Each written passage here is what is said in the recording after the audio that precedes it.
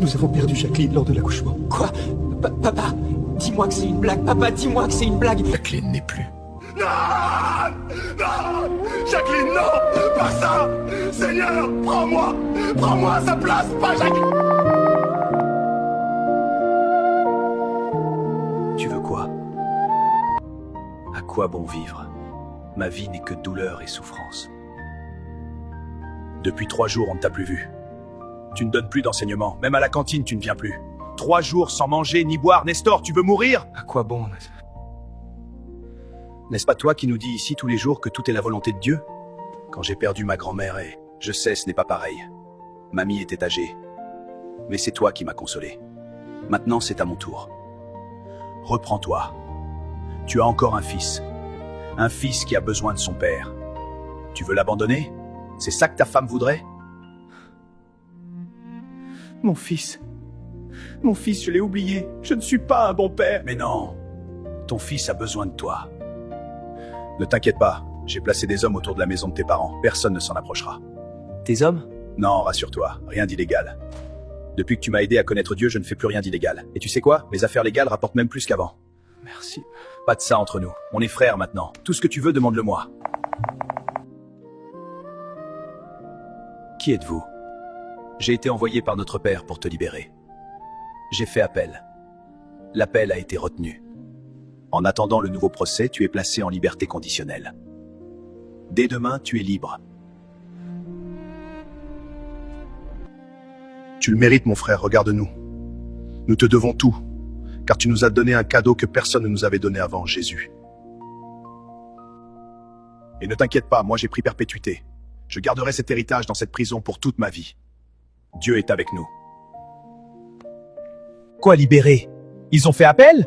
Mais comment est-ce possible? Ce type n'est pas humain! Il me faut une stratégie. Vous voyez le ministère?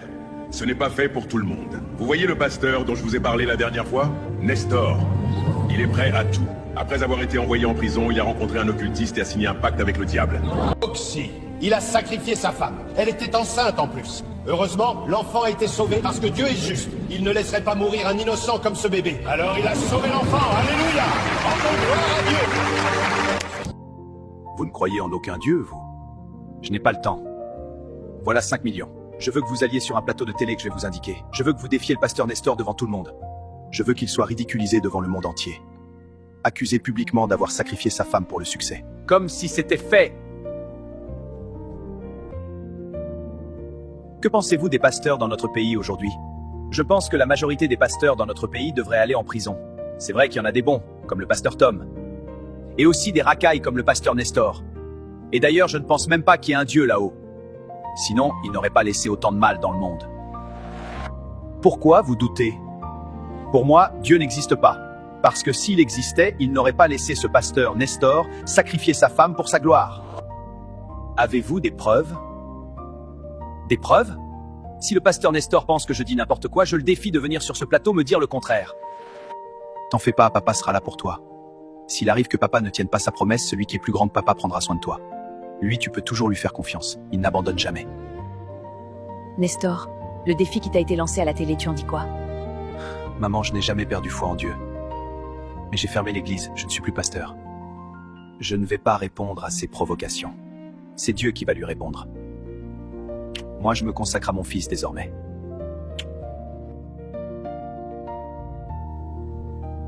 Nestor, réponds à son défi et l'Éternel sera avec toi. Dans ta souffrance et dans ta douleur, tu as honoré le nom de l'Éternel. C'est pourquoi l'Éternel t'élèvera aux yeux du monde entier. Ta lampe ne s'éteindra point devant lui. Il te livrera à tes ennemis pour montrer qu'il t'a aimé. Que ta volonté soit faite, Seigneur, et non la mienne. Chers téléspectateurs, aujourd'hui nous assistons à un face-à-face jamais vu sur ce plateau.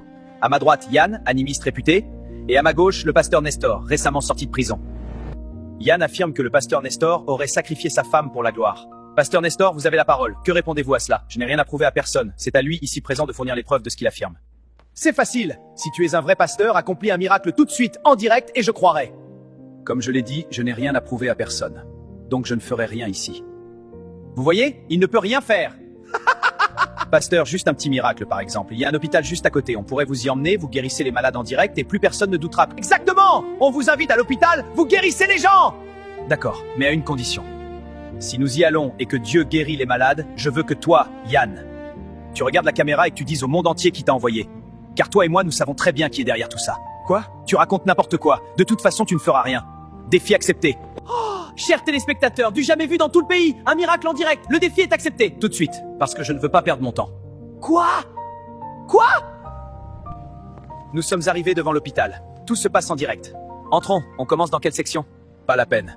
Je vais rester ici, devant l'hôpital. Je ne suis pas venu de moi-même. C'est toi qui m'as dit de venir. Alors je m'appuie sur ce que tu as dit. Hôpital, hôpital, que tous les malades au milieu de toi soient guéris maintenant, peu importe leur maladie, et que les morts ressuscitent ici et maintenant au nom de Jésus.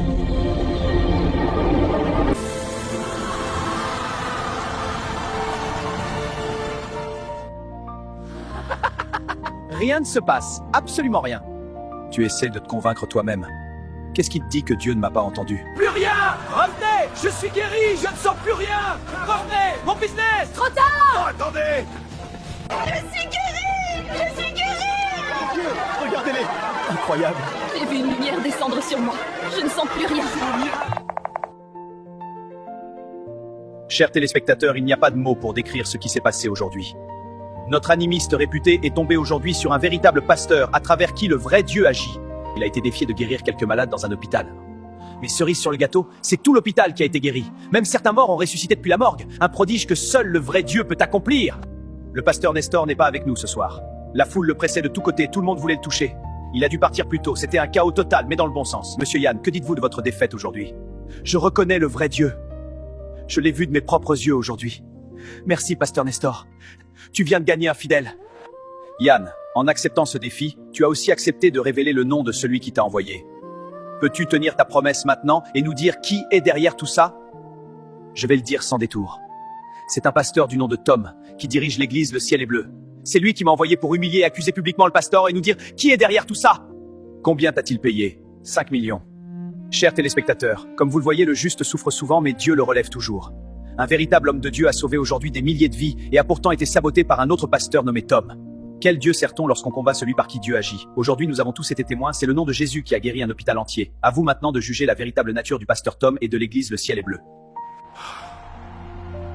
Non, non, non. Au lieu de le détruire, je l'ai rendu célèbre, jusqu'à l'international. Allô? Honte à vous! Osez vouloir détruire un vrai homme de Dieu comme Nestor! Vous êtes un diable incarné! Allô? Écoute bien, ne reviens plus dans ton église. Ce soir, on la brûle. Si tu t'approches, on te casse la jambe, espèce d'escroc. Tout est fini. Maintenant que tout le monde veut ta tête, tu vas faire comment? Chérie, fuyons ensemble. Laisse ton idiot de mari. Tu sais que je t'aime, mais... Quoi? Quoi, Tom? Ma propre femme, depuis quand? Attends, Romain, je vais vite. Depuis quand, Laura, tu tapes mon ami? Romain, Je vais vous tuer tous les deux!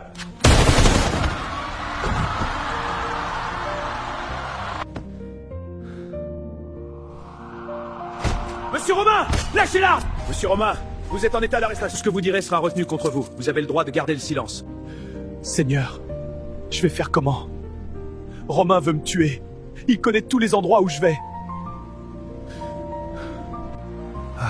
Enfin, dans cet hôtel bas de game, il ne va pas me retrouver. Un peu de repos, demain je quitte le pays. Tom, tu m'as vendu du faux sang et maintenant tu veux fuir. Grand maître, pardon, quel faux sang? Tu sais très bien que ceux qui ont donné leur vie à ce Dieu, dont je ne peux pas prononcer le nom, je ne peux pas boire leur sang. Tu t'es entêté. Maintenant, Tom, tu as une dette envers moi. Grand maître, avec quoi vais-je te payer? Je t'ai déjà donné ma mère, mon père, ma femme, et même mon fils de 5 ans. Je suis seul au monde. Ça tombe bien. Vu que tu n'as plus rien à me proposer, je te prends toi, alors. Non! Non! Il faut que j'aille le voir, Nestor. Lui seul peut me sauver. Même si je dois lui demander pardon à genoux, même si je veux pas mourir. Trop tard pour toi. Ah!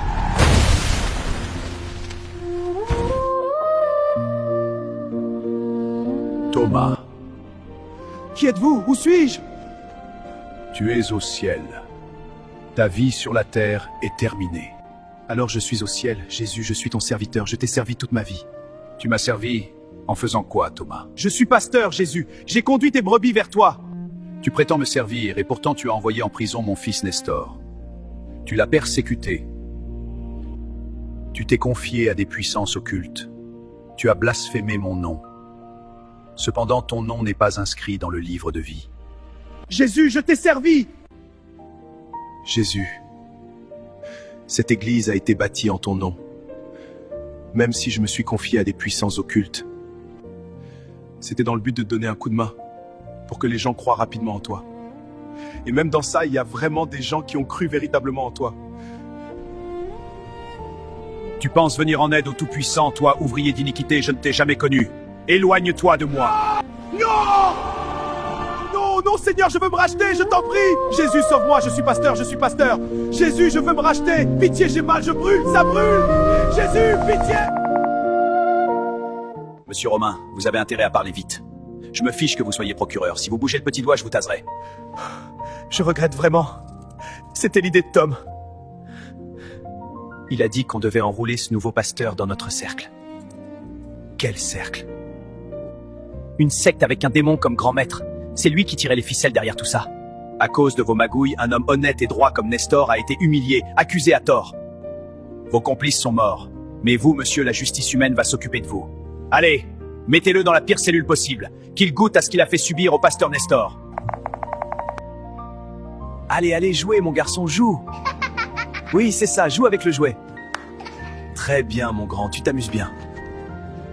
Tu peux faire des miracles, parler en langue, mais si tu n'as pas l'amour du prochain, tu n'es rien.